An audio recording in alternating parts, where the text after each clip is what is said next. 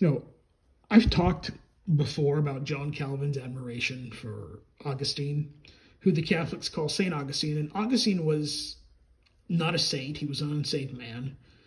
And, he was a Roman Catholic, okay? And John Calvin looked up to this guy, okay? And let me tell you something about the Reformation, okay, right? Because John Calvin, started the Presbyterian Church, and during the time of the Reformation, there was a bunch of other denominations started. But all the Protestants, they weren't really trying to reform Christianity. They were trying to reform the Roman Catholic Church, okay? And they all considered themselves to be true Catholics. And that was their first mistake, okay? Thinking that the Roman Catholic Church could be reformed. The Roman Catholic Church was always wrong and will never be right. Now,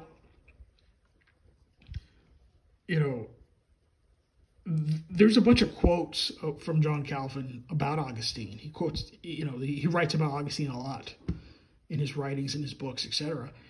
And I'm going to show you one. I could probably find more later, okay? But here's one, okay? And if I remember correctly, I think he wrote about this in his, in something called his Institutes, okay? Here's a John Calvin quote about Augustine, Roman Catholic, who, by the way, Augustine taught basically all 5 points of Calvinism, like at least a precursor form of it. And John Calvin basically got all 5 points from Augustine, from reading Augustine's writings, who was a Roman Catholic. Now, and by the way, to this day, Calvinists consider Augustine to be like a church father. And they hold him in high regard too because Calvin did. Now, again, Augustine was a Roman Catholic. Okay. Now, quote, Augustine is so wholly with me that if I wished to write a confession of my faith, I could do so with all fullness and satisfaction to myself out of his writings, end quote.